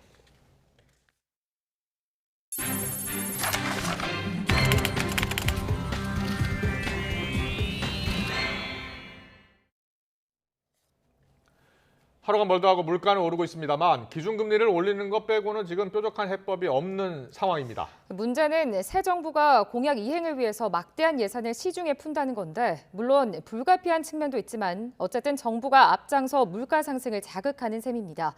권남기 기자입니다. 국제정세 불안으로 원자재값 오름세가 이어지는데 거리두기가 전면 해제되면서 물가는 더 치솟게 생겼습니다. 전기나 가스 같은 공공요금도 한꺼번에 오르며 물가를 자극합니다. 석유류 가공식품 등 공업제품과 개인 서비스 가격이 높은 오름세를 지속한 가운데 전기, 가스, 수도 가격도 오름세가 확대되면서 13년 6개월 만에 최고치를 기록하며 지난달 4.8% 상승한 물가. 앞으로 5에서 6%대까지 더 오를 수 있다는 암울한 전망 속에 새 정부 경제팀의 핵심 과제는 물가 안정이 됐습니다. 하지만 아직 별다른 해결책은 안 나왔고 110대 국정과제인 수급 안정과 같은 원론적인 내용만 담겼습니다. 이런 이유로 지금 물가를 진정시킬 유일한 방법은 금리 인상밖에 없어 보입니다. 전반적인 기조로 봐서는 지금까지는 물가를 더 걱정하고 있어요. 급한 대로 금리를 계속 올려 시장에 풀린 돈을 걷어들이는 방식으로 인플레이션을 막겠다는 겁니다. 문제는 새 정부의 정책 방향이 정반대로 가는 모양새라는 점입니다. 인수위는 손실 보상을 위한 추경으로 30조 원 이상을 쓰고 국정과제 실천을 위한 예산으론 한 해 40조 원을 배정하겠다고 밝혔습니다. 재정에 대한 부분인데요. 저희들이 계산을 해보니까 5년간 총 209조 원 정도가 필요합니다. 1년에 40조 정도가 됩니다. 새 정부가 내세운 감세 정책 역시 물가 상승 압박으로 돌아올 가능성이 큽니다. 대규모 지출 그리고 감세를 통한 작업들이 이루어지게 되면 사실상의 정부 재정 지출 확대를 통해서 물가 상승세를 더욱 과속화시킬 수 있고요. 에너지와 식료품에 머물고 있던 물가 상승세가 추가적으로 확산되는 영향이 있다고 생각됩니다. 서민 경제 부담을 무릅쓴 채 물가를 잡기 위해 금리를 잇따라 올리면서도 한편으론 공약을 지키려 돈을 풀겠다는 모순적인 정책 방향. 과연 묘수를 찾을 수 있을지 결단의 순간이 새 정부를 점점 압박하고 있습니다. YTN 권남기입니다. 지난 1월 27일 시행된 중대재해기업처벌법이 오늘로 100일을 맞이했습니다. 대기업을 중심으로 산업 현장의 안전대책이 강화됐지만 중소기업 절반은 법의 의무사항을 제대로 파악하지 못한 것으로 나타났습니다. 보도에 이승은 기자입니다. 중대재해법 시행 이후 변화가 찾아온 포항제철소 파이넥스 3공장. 작업 실적이 적거나 65세 이상인 안전 취약 근로자는 미리 중점 관리합니다. 투입된 이 파란색으로 나타나는 이러한 작업자들은 이런 사항에 오디터 관점에 있어서 특별 주의를 당부했습니다. 높은 곳에서 일하는 작업자에게 몸에 연결된 줄은 생명선과도 같습니다. 합성 섬유와 쇠줄을 섞어 만든 안전대 젬줄은 기존의 줄보다 20배 더 질겨졌습니다. 지게차 운전자의 사각지대에 사람이 있으면 인공지능이 지게차를 제어하고 경고 메시지를 발송합니다. 작업자 위치는 GPS로 파악 가능하고 설비 출입은 스마트 자물쇠로 실시간 관리가 이루어집니다. 스마트 안전조끼는 실시간 촬영이 이루어지는 바디캠과 가스 검지기 등을 갖췄습니다. 크레인 같은 중장비가 활용되는 건설 현장에선 안전관리 센서가 적용됐습니다. 일정 각도 이상으로 기울거나 진동이 감지되면 경고가 울려 사고를 막는 겁니다. 이 IoT의 센싱 기술, 통신 기술과 데이터 분석 기술들이 사람이 직접 현장을 점검하는 것보다 더 빠르게 위험에 대한 사항을 알려주고 있어서 안전모에 부착된 카메라로 실시간 영상을 전송하고 소통이 가능한 스마트 헬멧도 안전에 기여하고 있습니다. 뭐 문제 없지? 그래. 천천히 내려오고. 근로자가 쉽게 착용할 수 있고 추락 때 0.2초 안에 충격을 줄여주는 에어백도 출시됐습니다. 하지만 중소기업의 절반은 중대재해법의 의무사항을 아직 제대로 파악하지 못한 것으로 나타났습니다. 앞으로 대기업과 중소기업 간 안전의 양극화 문제 해소가 산업 현장이 풀어야 할 숙제로 떠올랐습니다. YTN 이승윤입니다. 지난주 잠시 주춤하는 듯 했던 아파트 매수 심리가 다시 소폭 회복했습니다. 한국부동산원 집계에 따르면 이번 주 서울 아파트 매매 수급 지수는 91.1로 지난주보다 0.6포인트 올랐습니다. 다만 매매 수급 지수가 여전히 기준선보다 낮아 시장에서는 여전히 집을 살 사람보다 팔 사람이 많은 상황이 이어지고 있습니다. 권역별로는 강남 4구가 있는 동남권이 97로 지난해 12월 6일 이후 5개월 만에 가장 높은 수치를 기록했습니다.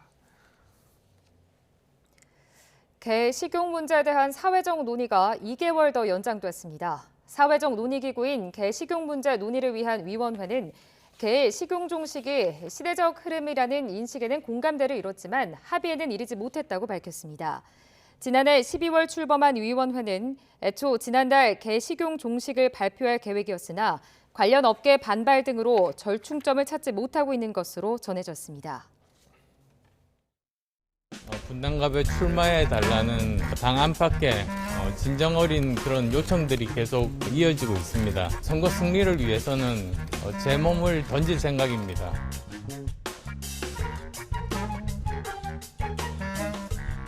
최근에 지도부가 이재명 상임 고문께 지방선거 승리를 위해서 직접 출마해 줄 것을 요청을 했고 이재명 후보도 동의를 하셨기 때문에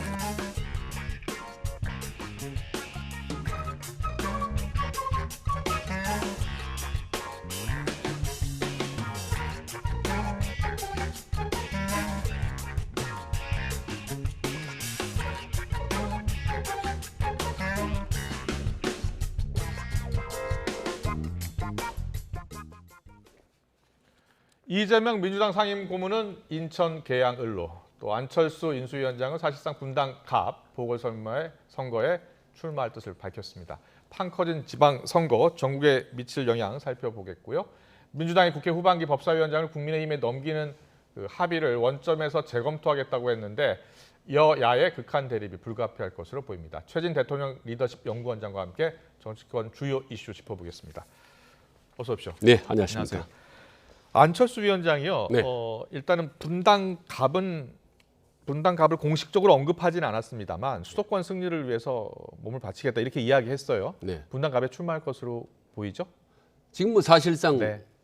출마 선언이라 다름없다고 봅니다. 네. 분위기로 보면. 예. 그리고 다른 지역은 사실 전혀 연고가 없기 때문에 분당갑으로 갈 수밖에 없을 거라고 저는 봅니다. 네, 알겠습니다. 그렇다면 이재명 고문은요? 이재명 고문 같은 경우에는 이제 계양을로 사실상 민주당이 전략 공천을 하겠다라고 이야기했고 본인도 이제 전면에 쓰겠다 이렇게 이야기를 했는데 자, 이재명 고문의 선택은 어떻게 보세요?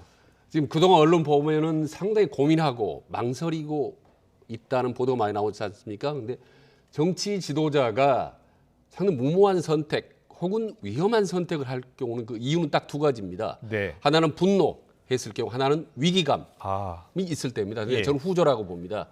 지금 아시다시피 대선 패배 이후 상당히 저는 이재명 후보가 저는 나름대로 위기의식을 느끼고 있다고 봅니다. 그래서 5월 10일 취임식 이후면 사장 한파가 분명히 몰려올 수밖에 없습니다. 과거 권력의 법칙을 보면 그리고 지방선거에 민주당이 패배하면 오갈 데가 없고 그렇기 때문에 상당한 위기의식 속에서 결국 벼랑 끝쪽에 몰릴 사람이 할 수 있는 최선의 선택은 반격밖에 없습니다. 그래서 반격적 차원에서 저는 상당히 공격적으로 어떻게 보면 다소 무리하다고 할 수 있는 어떤 재보선에 저는 뛰어들었다고 봅니다. 네, 다소 무리다라는 예. 말씀을 해주신 게 어떤 이유 때문입니까? 이재명 상임 고문 같은 경우에는 이제 선거 직후에는 대선 직후에는 패장으로서 좀 자숙하는 모습 보이고 8월쯤 전당대회에 나올 가능성이 크다라고 얘기했는데 지금 말씀하신 거 보면 검찰 수사가 지금 속도를 내고 있잖아요. 대장동 재판도 본격적으로 진행이 되고 있고요. 이 영향이 크다고 보시는 거예요? 예, 물론입니다. 그렇습니다. 지금 경선 과정에서 여러 가지 많은 문제점도 제기됐기 때문에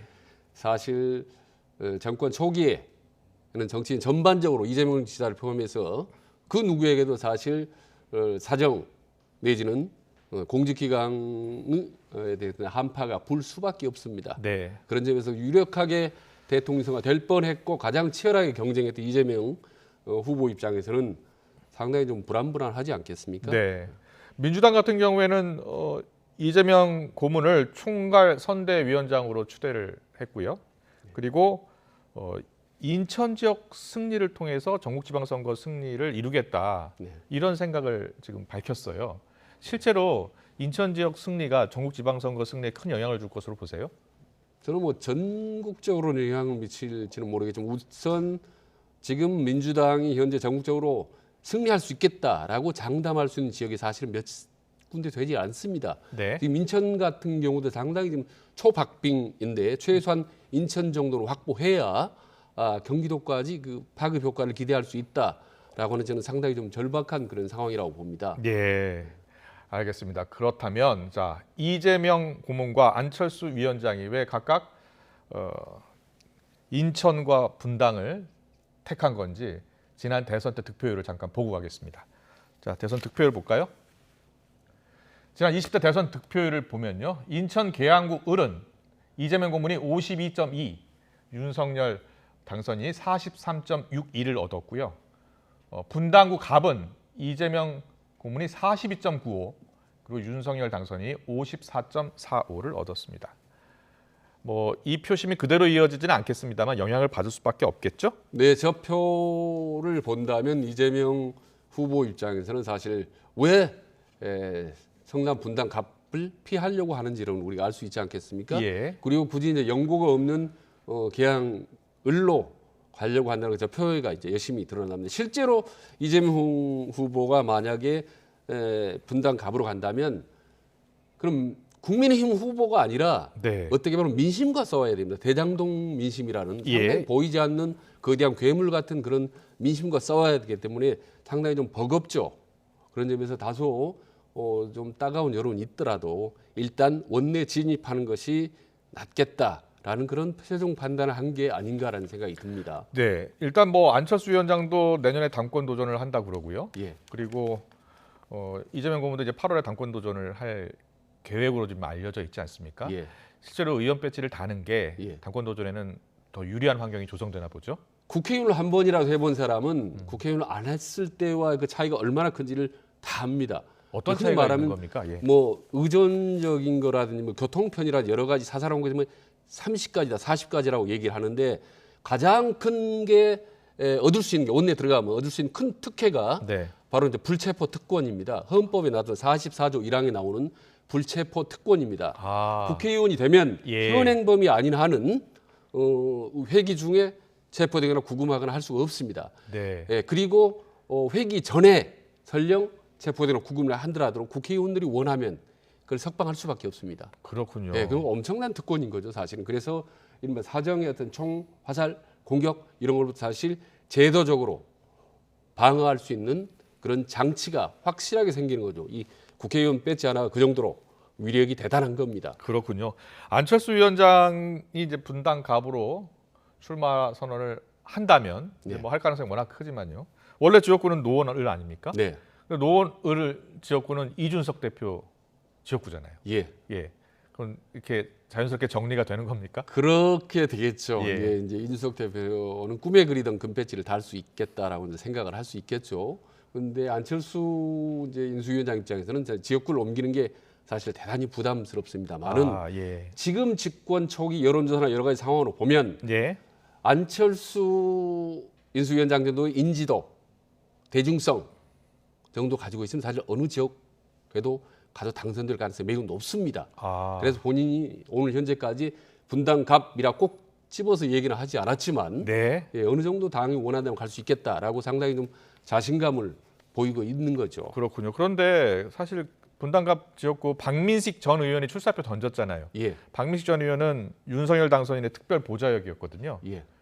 그 경선을 해야 되는 것 아닐까요? 어떻게 저는 윤석열 대표 당선인의 이제 특보였기 때문에 윤석열 당선 입장에서는 교통 정리하기가 더 쉬울 것이라고 저는 그렇게 봅니다. 보시는군요. 예, 그리고 뭐 언론에 이미 나왔습니다만 이제 당선인의 최측근인 네. 장제원 의원이 사실 개인적으로 안철수 인수위원장을 만났지 않습니까? 예. 그래서 출마를 권유했다라는 얘기가 나오고 있는 거고, 그리고 지금 오늘 이 정도로까지 언론이 크게 보도가 되는 거 보면 윤석열 당선인의 윤심 이들은 작동을 했다고 봅니다. 그리고 경선 정도 좀 안타깝죠. 어느 정도는 이제 당에서 배려하면 아마 무난하게 저는 정리가 되지 않을까 저는 생각이 듭니다. 알겠습니다. 자, 안철수 위원장 만약에 출마가 확정이 된다면 김은혜 경기지사 후보와 러닝메이트 격이 되잖아요. 예. 시너지 효과가 있을까요? 어떻게 보세요? 그러니까 시너지란 말이요, 전혀 다른 거를 한 자리에 두면은 상당히 이 효과가 2배, 3배로 난다는 얘기입니다. 그래서 한자로 상승인데요. 네. 그게 오르승이 아니라 서로 상자를 씁니다. 네. 그 제곱승을 씁니다. 네. 그래서 상승, 서로 제곱 효과를 난다는 겁니다. 그래서 대권 주자인 안철수 그리고 앵커 출신의 비교적 참신한 여성 정치인 두 사람이 뛰면 상당히 효과가 2배, 4배, 8배 이렇게 제곱승의 효과를 낼 수 있다는 걸 기대하는 것 같아요. 네. 그리고 이제 지난번 대선 때는 사실 경기도에서 윤석열 후보 5%포인트 차이로 이제 좀 졌지 않습니까? 네. 그래서 이번에는 반드시 이제 탈환해야 됩니다. 국민의힘 입장에서는. 네, 그래서 네. 경기도를 미니 대선 제2라운드라고 얘기할 정도로 중요한 위치이기 때문에, 지역이기 때문에 아마 두 사람 투톱으로 맹렬히 뛰면 네. 경기도 나가서 인천 그리고 잘만 하면 전국적인 파급 효과를 거둘 수 있겠다라고 아마 내부적으로 전략을 세운 것 같습니다. 그렇군요. 안철수 위원장은 사실 이번에 출마를 하게 되면 국민의힘 후보로는 처음 출마하는 게 되거든요. 네. 네. 뭐 무소속도 했고 또 뭐 바른미래당 여러 가지 다양한 국민의당도 정당을 있고요. 했습니다만은 예. 유력 정당 100명의 의석이 넘는 거대 정당 거기다가 집권 여당의 후보로 나간 건 처음이죠. 그렇죠. 네, 그래서 예. 만약 당 대표가 된다면 어떻게 보면 상당히 좀 날개가 달 수 있죠. 향후 당권 도전에도 유리한 지형이 형성될까요? 그렇습니다. 이제 예. 언제부턴가 당 대표 하면은 대권 후보를 직행하는 이른바 문재인 모델이 된 거죠. 그리고 예. 안철수 이제 인수위원장이 보면 스펙 좋고 또 인생 선거 경험 많은데 기반이 약합니다. 항상 네. 확실한 지지 기반. 근데 당도가 대표가 되면 상당히 그런 좀 유리하죠. 특히 이제 경선을 할 때라든지 내부 당원들의 어떤 지지 기반을 얻을 수 있기 때문에 대권으로 직행하는 그런 티켓이라고 할 수 있죠. 당 대표라는 자리가. 알겠습니다. 계속해서 이 검수완박 2라운드 이야기 좀 해보겠습니다. 더불어민주당이요 국회 후반기 원 구성 합의 파기 의사를 밝혔습니다. 당장 국민의힘에서는 강하게 반발하고 있는데 자, 어떤 이야기인지 여야의 목소리를 듣고서요 자세히 이야기 나눠보겠습니다. 국회는 전반기 2년과 후반기 2년으로 나뉘어서 원구성을 하도록 되어 있습니다. 2년 전에 전반기 원구성의 문제가 후반기에 그대로 적용될 수는 없는 것입니다. 당연하게 후반기 원구성은 다시 원점에서 법사위원장과 의장을 동시에 다 차지하게 있다는 것은 정말 독설이자 뻔뻔스러움의 극치라고 아리할 수가 없습니다. 동네 반상회도 이렇게 운영하지는 않습니다. 민주당은 법사위원장까지 차지해서 얼마나 더 많은 폭거를 저지르려고 하는 것인지 이해할 수가 없습니다.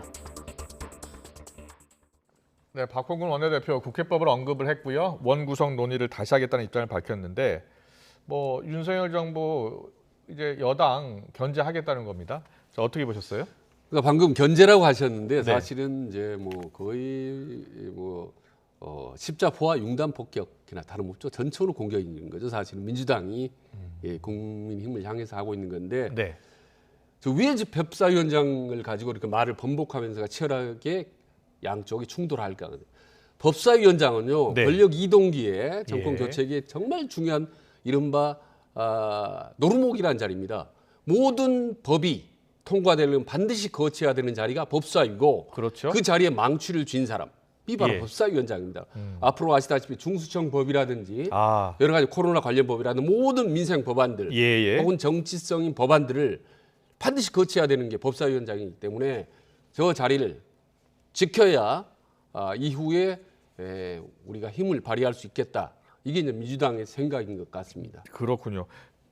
이번에 검수완박 법안 처리할 때도 힘을 예. 발휘한 건 맞잖아요. 예, 그렇습니다. 그러니까요. 법사위는 좀 더 힘을 발휘하겠다. 근데 예. 좀 더 어디에 초점을 맞추냐? 지금 이제 중대범죄수사청 입법 때문이라고 많이들 이야기합니다. 예. 이제 중대범죄수사청이 웬만한 중요한 그동안 예. 검사들이 수사했던 사건을 모두 맡게 되는 거 아닙니까? 예, 그렇습니다. 예. 지금 검찰 권력이 사실상 많이 지금 이래저래 좀 뭐 빠진 거 아니겠습니까? 거기다가 이제 공수처도 사실은 더 이상 힘을 발휘할 수 없습니다. 그러면 예.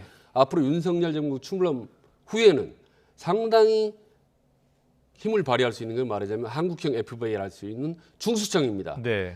이 중수청을 당연히 어떻게 보면 새로운 권력자인 윤석열 대통령이 장악할 수밖에 없던 거죠. 영향력을 발휘할 수밖에 없는 거죠. 예. 그럼 이거를 차제에 무력화시키고 우리가 장악해야 되겠다라는 그런 절박한 생각을 민주당으로서는 충분히 가질 수가 있죠. 네. 그렇기 때문에 약속의 번복이다라는 합의 번복이다라는 비판을 감수하고라도 이제 예. 민주당이 법사위원장을 장악하기 위해서 저렇게 아주 공을 들이고 밀어붙이는 거죠. 그렇다면요. 민주당이 강행을 한다면 지금 뭐 170석 가까운 의석을 예. 갖고 있기 때문에 예. 국민의힘이 막을 방법은 없는 거죠. 방법 없습니다. 예. 예. 법사위원장을 그냥 차지하는 거죠. 그렇습니다. 예. 예. 지금 뭐 다수당의 힘이라는 게 그 정도로 위력적이고 대단한 거죠. 근데 여론을 또 안 볼 수는 없잖아요, 사실은. 지방선거를 앞두고 있어서. 예. 부담이 되지 않을까요? 그러니까 저거는 이제 국민들이 볼 때 말입니다. 네. 민주당은 약자냐 강자냐 어느 쪽으로 보는 거냐 이게 달라지습니다. 예. 대선에서 패배했지 않습니까? 네. 그럼 약자잖아요. 예. 근데 다수 의석을 갖고 있기 때문에 국회에서 보면 강자인 거 결코 아닙니까? 약자는 아니죠. 근데 지금은 약자의 모습보다는 훨씬 더 강자의 모습을 보여주고 있는 거죠. 네. 그래서 저게 만약에 다 강자의 민주당의 밀어붙이기다, 혹은 강자의 발목 잡기다라는 프레임이 걸리는 순간 네. 상당히 민주당에게는 역풍이 불 수 있기 때문에 네. 민주당 이제 지방선거 때 정말 저는 좀 조심해야 될 부분이죠. 이번에 검수완박 법안 처리 과정에서 이제 지지층에게는 큰 호응을 얻었지만 또 중도층이나 또 국민의힘 지지층에서는 또 반대 효과가 나타났잖아요. 예. 각종 그 국민의힘 지지율과 민주당 지지율의 차이가 나타나기 시작했거든요. 예. 이번에도 만약에 법사위원장을 국민의힘이 원래 갖기로 한 것을 민주당이 가져간다면 예. 역시 같은 영향을 미치지 않을까요? 예, 약간 이제 확대 해석을 하자면 과거에 노무현 대통령 당시에 탄핵처럼 강경파가 주도를 해서 국회 다수석의 힘으로 밀어붙였을 경우에 당장은 상당히 힘을 발휘할 수 있지만 선거 국면에서는 당연히 역풍이 봅니다. 그래서 네. 그 부분을 민주당이 상당히 좀 염두에 둬야 되는 건데 지금 0.73%의 석패에 대한 어떤 분노, 네. 아쉬움, 위기감 이런 게 뒤범벅이 돼서 상당히 밀어붙이고 있다는 부분이 저는 좀 아쉽죠, 사실은. 저게 선거 전략은 절대 감정적으로 하면 안 되고 냉철하게 해야 되는 건데 과연 민주당이 저렇게 밀어붙였을 때 지방선거에 유리하다고 판단했는지라는 부분에 대해서는 상당히 저는 좀 그게 의문입니다. 예, 알겠습니다. 계속해서 인사청문회 이야기 해보겠습니다. 지금 국회에서는 정황근 농림식품부 장관 후보자 인사청문회가 진행되고 있고요. 새 정부 장관 후보자들의 인사청문회 이제 반환점을 돌았습니다. 그런데 총리 인준에 키를 준 민주당은 한덕수 총리 후보자 인준 문제를 일부 장관 후보자 거취 문제와 연계시킨다는 이야기가 나오는데요. 여야 목소리 듣고서 이야기 이어가겠습니다. 민주당은 한덕수 총리 후보자와 기타 장관 후보자들을 딜할 생각이 전혀 없고요. 국민의 눈높이에서 개개 인사들을 검증해서 부적격 후보자는 부적격 후보자대로 저희들 입장을 분명하게 할 것이고 적격 후보자에 대해서는 망설임 없이 적격으로 채택해주겠다는 그런 입장입니다. 관례적으로 많은 국민들이 의심하는 예를 들어 장관 한 10명씩 우르르 들어가면은 의례적으로 한두 명 낙마시키면 나머지는 통과시켜준다. 이런 참 국민 입장에서는 불행한 관행이라든지 이런 것들이 있다고 알려져 있기 때문에 국회가 욕을 먹었는데 그걸 민주당이 진짜 하겠다고 한다면은 이게 무슨 상황이냐. 네, 지난주 박홍근 원내대표는요. 한덕수 문제성 인사들 제청부터 문제다. 후보자 임명 강행한다면 국무총리 동의안에 참작 가능성이 있다. 뭐 이런 이야기를 했는데 이게 지난주 박홍근 원내대표는 이제 한동훈 지명자, 한동훈 후보자와 이 인사청문회 과정에서 한덕수 총리 후보자와의 어떤 인준할 때 만약에 이제 한동훈 후보자가 그만둔다면 국무총리 동의안 뭐 할 수 있는 거 아니냐 이런 뜻을 밝혔거든요. 누구 말이 맞는 겁니까? 그건 알 수가 없죠. 둘 다 서로 아니라고 얘기하는 게 뻔하고 다만 분명한 것은 한 가지 분명한 것은 과거에도 그렇게 인사청문회마다 여야 간에 보이지 않는 빅딜 이른바 검은 거래가 이루어져 왔다는 것만은 사실입니다. 그래서 누가 도덕성이 흠결이 있느냐 누가 능력이 있느냐가 아니라 이것저것 바꿔치기 하면서 이렇게 적당하게 합의하는 것. 그러니까 인사청문회 기준이 없다는 얘기가 나오는 겁니다. 그리고 안 된 사람은 낙마한 사람은 억울하게 되는 거고 그리고 통과하는 사람은 운 좋게 되는 거고 이렇게 되기 때문에 청문회의 중요한 맹점이 여실히 드러난 이 여야 지도부의 발언이라고 봅니다. 권성동 원내대표가 오늘 언론 인터뷰에서 이렇게 얘기했어요. 민주당이 일부 후보를 낙마시키면 총리 인준 투표를 해주겠다고 물밑 제안을 했다. 도저히 받아들일 수 없다. 이렇게 이야기를 했거든요. 저게 말이 이제 사실이라면 정말 문제가 심각한 거고 검은 거래가 이제 드러났다는 말씀드렸지 않습니까? 사실 여부는 확인 안 됐어요. 그렇습니다. 사실은 확인됐지만 과거상으로 이제 그런 경우가 많이 있었고 그래서 항상 인사청문회 때마다 제가 여러 번 말씀드린 게 도대체 일정한 기준이 없다. 최소한의 10점 만점에 지수화를 한다든지 아무것도 이게 너무 막연하다는 거죠. 비리 의혹이 여러 가지가 나오면 문제가 있는 건지 한두 가지만 나왔더라도 그게 심각하면 그게 오히려 낭만을 시켜야 되는 건지 낭만이 아니라도 어떤 일정한 기준, 최소한의 기준이 전혀 없다는 거고요. 그래서 저는 어떨 때는 그런 생각을 해봅니다. 여론조사를 한번 해보면 어떨까. 이를테면 깨끗하고 좀 흠결이 있는 사람이 난 건지 아니면 좀 그러니까 다시 말씀드리면 깨끗하지만 무능한 사람을 원하느냐. 흠결이 있지만 유능한 사람을 원하느냐. 흠결이 있지만 유능한 사람. 이걸 한번 물어보고 싶은 생각이 있어요. 왜냐하면 모든 청문회 통과한 사람들이 온전하게 아무 탈 없이 정말 백조처럼 하얗게 통과된 사람 한 명도 없지 않습니까? 모든 사람이 문제가 많은데 어떤 사람은 탈락되고 청문회제도 문제가 많다고 해서 사실은 문재인 정부에서도 이 청문회제도를 좀 바꿔야 되는 것 아니냐라는 문제 제기가 있었잖아요. 항상 그 문제 제기는 제가 30년 전부터 들었습니다. 매번 주로 여당이 제기하죠. 여야 그렇습니다. 똑같이 그야말로 내로남불이 지금 30년째 되풀이되고 있어서 지금 이번에라도 자제에 뭔가 좀 최소한의 기준과 룰 시스템을 정해놓자라는 제안을 여러 번 드렸는데 지금도 그대로 넘어가고 있죠. 민주당은 다음 주 월요일 한동훈 법무부 장관 후보자 인사청문회 때 여러 가지를 벼르고 있는데 각종 의혹이 나오고 있습니다. 자녀 관련이 있다는 의혹인데요. 일단 의혹을 보면은 서울시장상, 인천시장상 수상했다라고 했는데 이거 허위 아니냐라는 의혹이 제기가 됐고요. 한동훈 후보자는 사실이다라고 주장을 하고 있는 겁니다.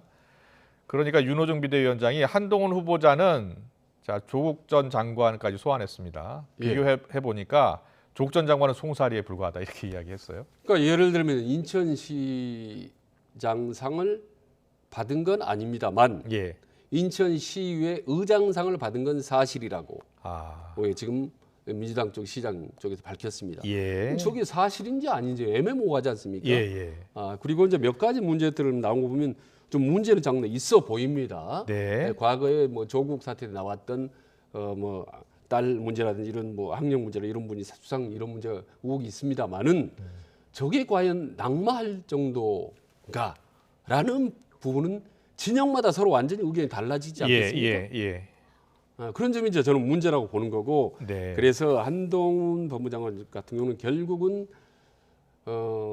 개인적인 의혹 제기보다는 뭐 조선 최고 칼잡이를 그대로 놔둬야 되느냐, 저 쌍칼잡이를 놔두면 큰일 난다, 아니면 반드시 통과돼야 된다라는 정치적인 논리로 격돌할 수밖에 없다고 봅니다. 지금 보면 윤석열 당선인 생각을 들어보면 한덕수 총리 후보자와 통화를 했고요. 재신임 의사를 밝혔다고 하고요.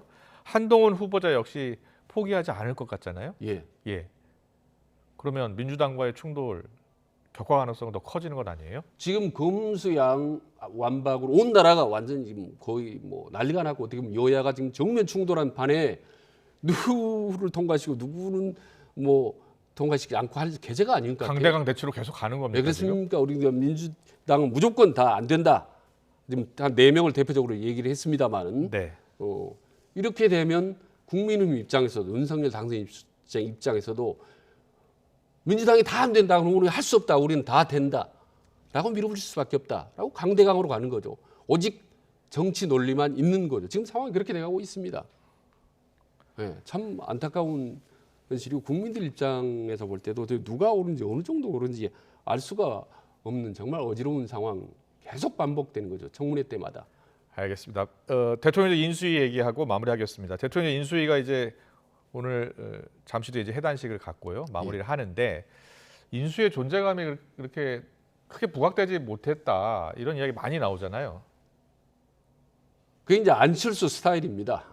안철수 스타일. 그러니까 정치 인수위원회가 아니고 정책 인수위원회를 가겠다. 그리고 대통령 선거에 나갔을 때라든지 당 대표할 때 스타일을 보면요. 기존의 여의도식의 어떤 정치 스타일이 좀 다릅니다. 기존의 여의도 스타일은 정치 스타일은 뭐냐면 액티브하고 톡톡 튀고 국민들의 관심을 끌지만 요란하고 혼란스럽고 문제가 많죠. 그런데 안철수 스타일은 조용하고 정책적으로 가지만 드라이하고 재미가 없고 언론이 좀 스포트라이트를 덜 받는 경향이 있죠. 근데 저는 이제 개인적으로 과거 인수위라는 게 사실은 막 워낙 점령군 이미지 강하고 또 인수위 내부 파워게임이 심해서 정보들이 밖으로 정책들이 밖으로 새서 엄청 요란했었습니다. 저는 그런 것보다는 좀 다소 밋밋하지만 무난하게 평범하게 가는 인수위도 오히려 더 낫지 않겠느냐라는 그런 생각을 솔직히 합니다. 알겠습니다. 오늘 정치권 이슈 여기까지 듣겠습니다. 지금까지 최진 대통령 리더십 연구원장과 함께했습니다. 잘 들었습니다. 고맙습니다.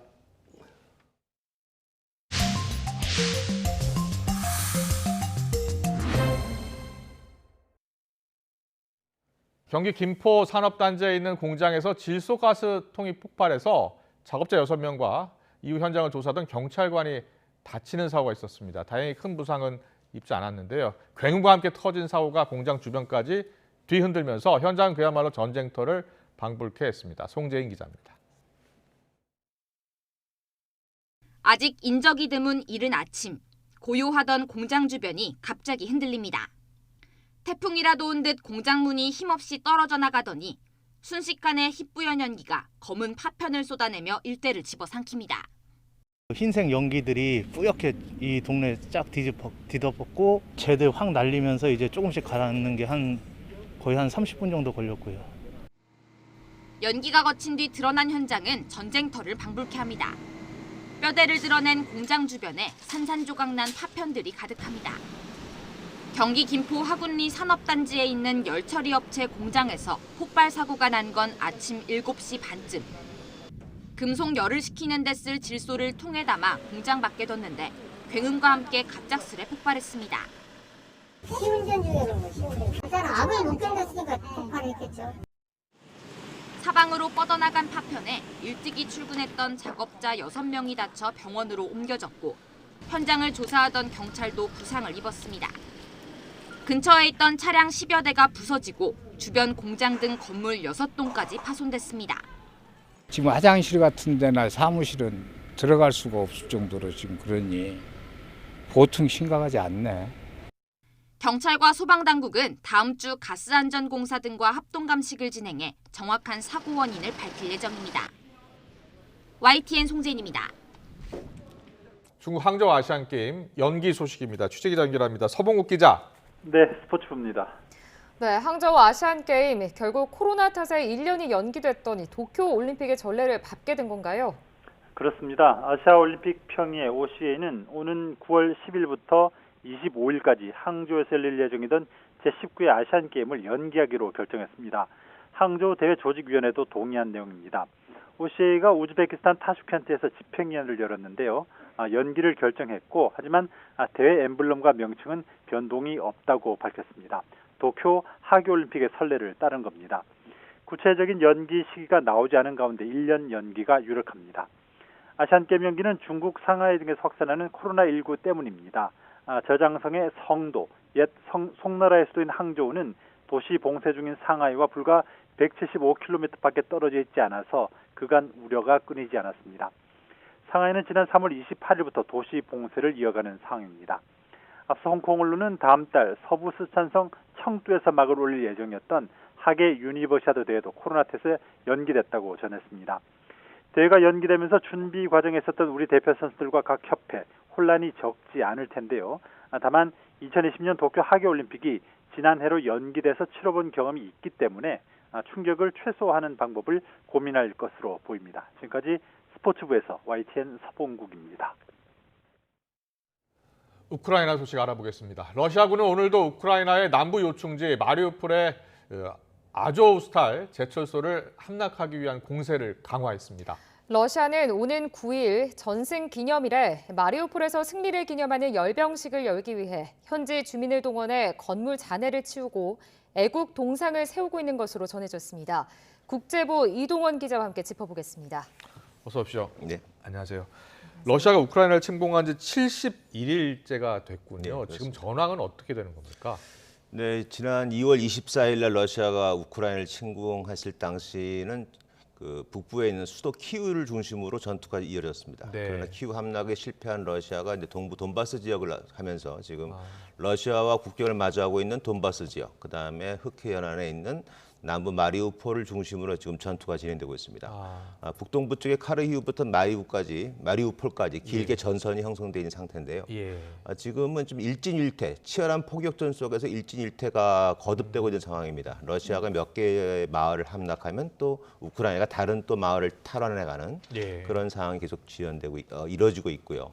최근 러시아가 남부 지역에 집중하면서 우크라이나군이 하르키우나 헤르손 지역의 일부 지역을 다시 또 탈환했다는 소식이 전해지고 있습니다. 특히 헤르손 같은 경우는 러시아가 이 전쟁에서 제일 처음으로 점령했던 우크라이나 도시가 되겠습니다. 네네. 이런 식으로 되고 와 있는데 이런 와중에 이제 이 전쟁 상황을 미 국방부는 어떻게 평가하고 있냐면은 러시아가 여전히 돈바스 공세에 있어서 좀 지지부진하다.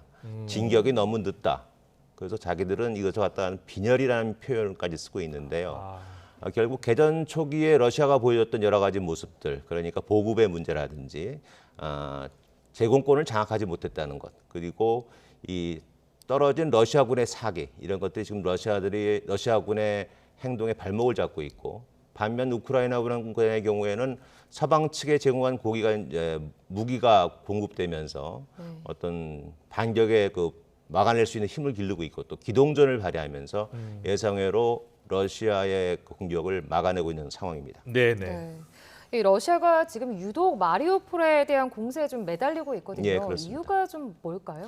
어떻게 서방 보세요? 측에서는 5월 9일 러시아의 전승기념일을 주목하고 있습니다. 5월 9일은 2차 세계대전에서 러시아가 나치 독일에게 승리한 날입니다. 그래서 그날을 중요시 여기고 어떤 기념일을 계속 해왔는데 5월 9일을 앞두고 이 우크라이나전에서 어떤 승리라고 말할 수 있는 어떤 성과가 필요하다는 것이죠. 네.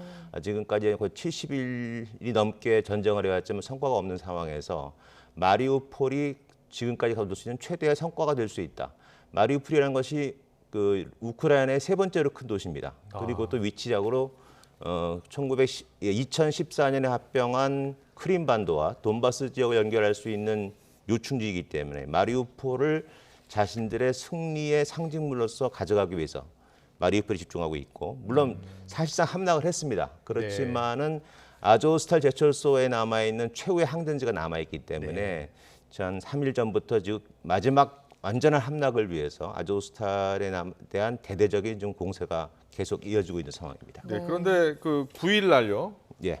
그 마리우폴에서 러시아가 열병식을 준비하고 있다라고 하는데 네, 어떤 그런 소식이 들어왔습니다. 이게? 우크라이나 정보 당국에서 네. 주장하는 내용인데요. 마리우폴이 뭐 시청자 여러분께서 사진이나 화면으로 많이 보셨겠습니다만은 거의 초토화되었던 곳입니다. 폐허가 됐죠. 지금 화면에 나오는데요. 맞습니다. 예. 근데 다른 화면을 보시면 밑에를 보시면은 좀 보다 나오겠습니다만 지금 청소를 하는 장면이 나오지 그러네요. 않습니까?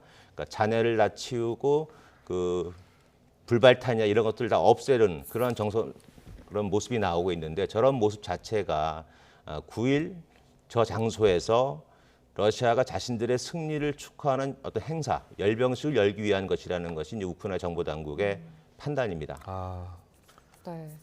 이 뭐 러시아의 입장에서 봤을 때는 지금 아조스탈 제철소 함락이 그만큼 좀 중요한 상황인 것 같습니다. 그렇죠. 예, 예. 지금 그래도 우크라이나군의 저항이 계속되고 있는 거죠. 네, 아조스탈 제철소의 경우에는 이제 지난달 16일 네. 사실상 처음부터 이제 개전 초부터 마리우폴은 그 러시아의 포위된 채 계속 공격을 받아왔습니다. 네. 그래서 계속 버텨왔지만은 지난달 16일 사실상 함락이 됐고요.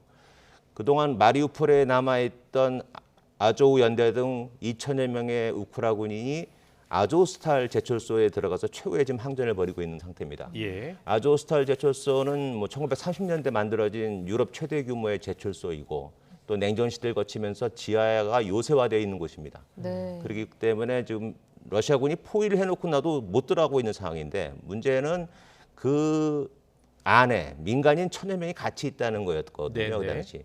일부는 군인들의 가족으로도 알려져 있고 또 일부는 지역 주민들입니다. 네.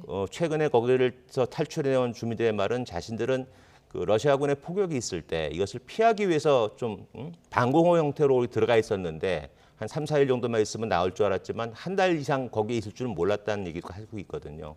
그래서 이분들을 이제 이 민간인들을 구해내는 문제가 이제 국제적인 문제로 대두가 됐고 유엔 등이 나서서 지난 주말부터 두 차례에 걸쳐서 한 500명 정도를 대피시켰습니다. 예. 그건 구테우스 유엔 사무총장이 어제 안보리에서 밝힌 내용이고요. 그렇군요. 예. 아직 한 200명 정도가 남아 있는데 그래서 이분들까지도 대피시키기 위한 지금 작전이 진행 중이고 이 작전에 대해서는 구체적인 내용은 밝힐 수 없다. 안전을 위해서. 다만 러시아나 우크라이나가 이 작전에 좀 도움을 주길 바란다는 말을 하기도 했습니다. 그렇군요. 예. 네. 이 뭐 푸틴 지금 러시아 대통령 지금 오늘 뭐 베네트 이스라엘 총리에게 또 이례적으로 사과를 했다라는 그렇습니다. 내용이 좀 전해졌습니다. 이 부분은 좀 어떤 내용인지 궁금한데요. 글쎄요, 푸틴 대통령이 직접 사과를 하는 건 참 이례적인 일입니다. 어제 통화에서 양국의 통화가 있었는데 지난 그 히틀러가 이 나치 히틀러가 유대인이었다고 말하는 라브로프 러시아 외무부 장관의 발언에 대한 사과가 있었습니다. 네. 이 얘기가 좀 재미있는 내용인데 이제 러시아가 우크라이나를 침공한 이유 중에 하나는 명분으로 든 것이 탈나치화입니다. 네, 무슨 네. 말이냐면 우크라이나의 민족주의자들이 러시아 말을 쓰고 있는 사람들에 대한 그 어떤 민족적 박해를 하고 있다. 그래서 이것을 끝내기 위해서 이 전쟁을 일으켰다는 명분을 삼고 있는데 네네. 이와 관련해서 이탈리아 기자가 그 러시아 외무부 장관에게 아니 젤렌스키 대통령이 유대인인데 어떻게 탈나치화가 명분이 될 수 있느냐라고 물었더니 라브로프 외무장관 말이 유대인을 학살한 히틀러도 유대인이었다. 그러니까 히틀러의 조상 중에 유대인이 있었다는 말을 한 거죠. 뭐 확인된 건 아닙니다. 이 말이 나오니까 이제 이스라엘 쪽에서 이거는 말이 안 되는 얘기고 끔찍한 역사 오류다. 그리고 또 자신의 정치적 목적을 위해서 홀로코스트를 이용하는 것에 반발을 했고 여기에 대해서 이제 직접 그 사태가 확전되니까 푸틴 대통령이 전화를 걸어서 사과를 했다는 그런 내용이 되겠습니다. 네, 뭐 각종 외신들 여러 가지 소식들이 전해지고 있는데 그 전승기념일 9일 날 오히려 러시아가 전면전을 선포할 가능성도 있다는 이야기 나오는데 맞아요? 글쎄요, 그거는 뭐 서방 측에서는 그런 식으로 많이 보고 있습니다. 왜냐하면은 러시아 푸틴 대통령은 과거의 경우 그 모스크바 붉은 광장에 단상에 올라서 그 퍼레이드를 보면서 연설을 하는 걸 해왔는데 물론 외국 지도자를 계속 초청해 왔습니다만 올해는 초청하지 않았습니다. 뭐 갈 사람도 없었겠습니다만은 그래서 서방들은 9일날 할 연설의 내용을 주목하고 있습니다. 그런 내용에서 과연 이 전쟁에 대해서 어느 정도 승리를 했다고 해서 외교적 해법을 찾을 것인가, 아니면은 지금은 러시아는 이 전쟁을 전쟁이라 부르고 있지 않습니다. 특별 군사 작전이라고 쓰고 있는데 이것을 전쟁으로 확전을 선포하고 뭐 계엄령을 통해서 또는 징집을 통해서 그동안에 줄어들었던 군사력을 회복하려 할지라는 선택이 분명히 있을 텐데 지금의 상황에서는 확전인 가능성이 더 크지 않을까. 그러니까 전쟁으로서 하고 좀 더 그 군사력을 모으는데 또 푸틴 대통령이 어떤 그런 발표를 하지 않을까 하는 것이 서방의 그 관측이고요. 물론 거기에는 분명히 한계가 있습니다. 러시아 내부에서의 어떤 여론의 문제가 있는데 그것은 좀 지켜봐야 될 것 같습니다. 무엇보다도 민간인들 희생이 더 없었으면 좋겠고 그 확전 가능성 예측이 틀렸으면 좋겠습니다. 지금까지 국제부 이동훈 기자와 함께 짚어봤습니다. 잘 들었습니다.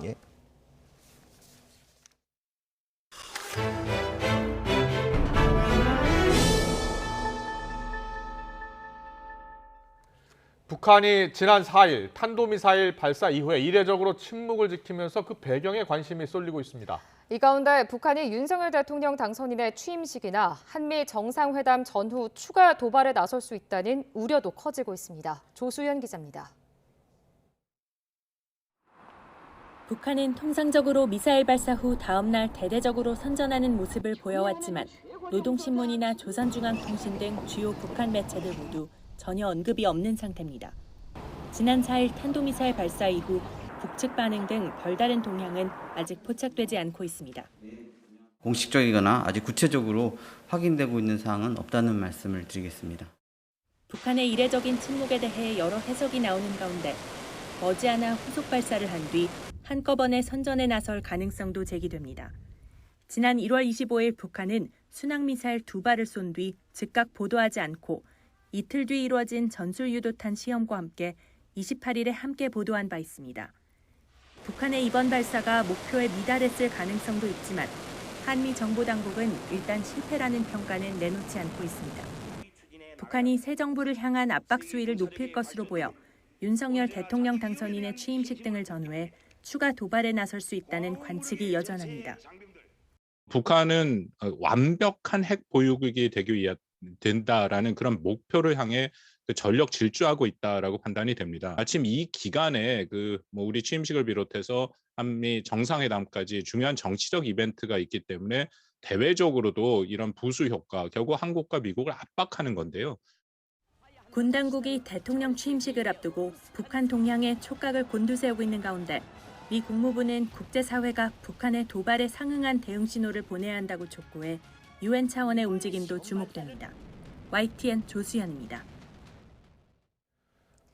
브라질 중동부의 한 정화조 공사 현장에서 토사가 무너져 내려 한국인 어린이 5명이 숨지는 사고가 발생했습니다.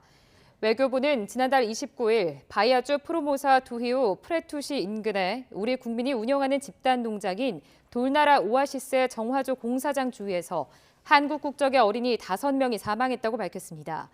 이들 어린이는 현재 학교에 다니는 6세에서 11세로 지난 2일 현지에서 장례식이 치러졌는데 현지 경찰의 부검 결과 사망 원인이 토사로 인한 질식사로 잠정 판단됐습니다. 문재인 대통령이 퇴임 후에 머물 경남 양산 평산마을에는 문 대통령을 맞이할 준비가 거의 마무리됐습니다. 지지자들의 발길도 벌써 이어지고 있고 집회까지 열리는 등 조용하던 마을이 북적이고 있습니다. 오태인 기자입니다. 경남 양산 평산마을에 자리 잡은 문재인 대통령 사저. 퇴임을 며칠 앞두고 조용한 시골 마을에 사람들 발길이 이어집니다. 문 대통령이 아직 입주하지 않은 빈집이지만 사저를 보려는 사람들이 찾는 겁니다. 마을도 조용하고 건물도 깨끗하고 잘 지어놓으신 것 같아요. 남은 여생 편안하게 아주 편안하게 지내셨으면 좋겠습니다. 균형 발전 차원이라든지 지역 발전 차원에서 아주 좋은 모범적인 그거라고 생각합니다. 그래서 저는 썩 좋다고 생각합니다. 퇴임 당일에는 훨씬 많은 지지자가 모일 것을 대비해 양산시와 경찰은 마을 교통 통제에 나섭니다. 마을 입구 한참 전부터 차량은 들어올 수 없습니다. 당일 많은 인파가 예상되기 때문에 평산 마을을 들어오는 입구에서부터 사저 구간까지 일방 통로를 시키는 방법으로 마을 주민들에게는 불편이 따르지 않도록 미리 출입증을 발급했습니다. 이와 함께 마을을 방문한 사람들이 주차할 수 있도록 마을에서 2km 정도 떨어진 놀이공원 주차장을 임시로 개방합니다. 마을에서는 지난주에 이어 문재인 대통령 사저 입주를 반대하는 보수단체 집회가 열렸습니다. 또 10일에도 마을 인근에서 집회를 예고했습니다. 5년 동안 임기를 마치고 취임 전 사저를 떠나 양산 평산마을 새보금자리로 들어오는 문 대통령. 조용하던 시골 마을이 들썩이고 있습니다. YTN OTN입니다. 지적장애인을 폭행하고 살해한 뒤에 안매장한 혐의를 받고 있는 20, 30대 남녀 4명이 구속 상태로 검찰에 넘겨졌습니다. 이들은 지난해 12월 인천 간석동에서 28살 지적장애인을 때려 숨지게 한 뒤 경기 김포의 승마산에 시신을 안매장한 혐의로 일당 4명 가운데 2명은 지적장애인으로 확인됐습니다. 어제 경북 구미 국가산업단지에서 난 불이 21시간 만인 오늘 오전 9시쯤 꺼졌습니다. 인명피해는 없었지만 에너지 저장 장치와 가구업체가 입주해 있는 공장 2개 동이 타고 인근 공장 2곳도 피해를 봤습니다. 소방당국은 대응 1단계를 발령하고 헬기까지 동원했지만 가구 등 불에 잘 타는 물품이 많아 어려움을 겪었습니다. 오늘 오전 10시 40분쯤 경기도 김포시 대곡면에 있는 플라스틱 재활용 공장에서 불이 났습니다. 다친 사람은 없었지만 공장 4개 동 가운데 하나가 완전히 탔고 인근 업체 3곳에서도 불이 옮겨 붙었다가 1시간 만에 큰 불은 잡혔습니다. 회사 돈 614억 원을 빼돌린 우리은행 직원이 횡령금을 투자하는 데 도움을 준 전직 동료가 경찰에 붙잡혔습니다. 피의자의 직장 동료였던 A씨는 횡령금을 옵션 거래 상품에 투자할 때 도움을 주고 생활비 명목으로 매달 수백만 원을 받은 혐의로 경찰은 지난 4일 A씨를 체포해 구속영장을 신청했습니다. 횡령 혐의로 이미 구속된 우리은행 직원과 친동생은 오늘 아침 검찰에 넘겨졌는데 두 사람은 또 다른 공범이 있느냐는 취재진의 질문에 아무런 대답을 하지 않았습니다.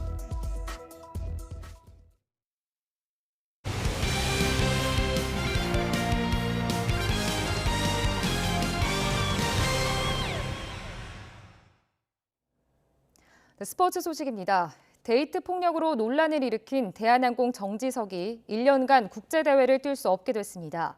다만 아시안게임이 연기되면서 출전 여부는 미정으로 남았습니다. 보도에 이지은 기자입니다. 대한항공 에이스이자 남자 배구 대표팀 핵심 전력인 정지석. 여자친구 폭행과 불법 촬영으로 물의를 빚으면서 대표팀 승선이 무산됐습니다. 대한체육회는 정지석에게 대표팀 제외를 뜻하는 대표 선수 강화훈련 1년 자격정지 처분을 내렸습니다. 앞서 배구협회는 국제배구연맹 챌린지컵 국가대표 명단에 정지석을 넣고 체육회에 승인을 요청했습니다. 체육회 결정에 따라 정지석은 챌린지컵에 출전할 수 없게 됐습니다. 지난해 데이트 폭력과 불법 촬영으로 전 여자친구에게 고소당한 정지석은 상대와 합의한 뒤 기소유예 처분을 받았습니다. 배구협회와 정지석은 재심 요청은 하지 않겠다는 입장입니다. 정지석 선수는 대한민국 남자 대표팀의 주전 선수로서 꼭 필요한 선수입니다만 대한체육회 결정을 존중할 수밖에 없습니다. 왜냐하면 사회적 여론이라는 걸 무시할 수 없는 사회적 분위기를 감안해서. 대한항공의 2년 연속 통합 우승을 이끌며 남자 배구 FA 사상 최고액인 9억 2천만 원의 계약을 맺은 정지석. 실력도 몸값도 최고의 자리에 있지만 데이트 폭력에 태극마크의 명예는 누릴 수 없게 됐습니다. YTN 이지은입니다. 사흘째 예년 기온을 웃도는 낮더위가 이어지고 있습니다. 주말인 내일까지도 다소 더운 날씨가 예상되는데요. 우선 내일 서울 아침 기온은 14도에서 출발해 한낮에는 24도까지 오르겠고요. 어버이날이자 부처님 오신 날인 일요일은 서울 낮 기온이 21도까지 내려가며 예년보다 조금 선선한 날씨가 찾아오겠습니다. 다만 오늘 밤 경기 북부와 영서 북부에는 빗방울이 떨어지는 곳이 있겠고요. 내일 새벽부터 아침 사이 수도권과 강원도에는 비가 조금 내리겠습니다. 비의 양이 워낙 적고 내리는 시간도 짧아서 외출하시는 데 큰 불편은 없겠습니다. 한편 동해안 지역을 중심으로는 여전히 건조특보가 발효 중입니다. 주말 동안 산을 찾으신다면 불씨관리 철저히 해주시기 바랍니다. 내일 아침 기온은 예년보다 2, 3도가량 높겠습니다. 서울 14도, 대전 14도, 광주 15도가 예상됩니다. 내일 낮 기온은 예년과 비슷하거나 조금 높겠습니다. 서울 24도, 대전 24도, 광주 25도가 예상됩니다. 날씨였습니다. 쉽고 빠른 뉴스 뉴스큐 오늘 순서는 여기서 모두 마치겠습니다. 이어서 저녁 종합뉴스 이브닝 뉴스가 방송됩니다. 시청해주신 여러분 고맙습니다.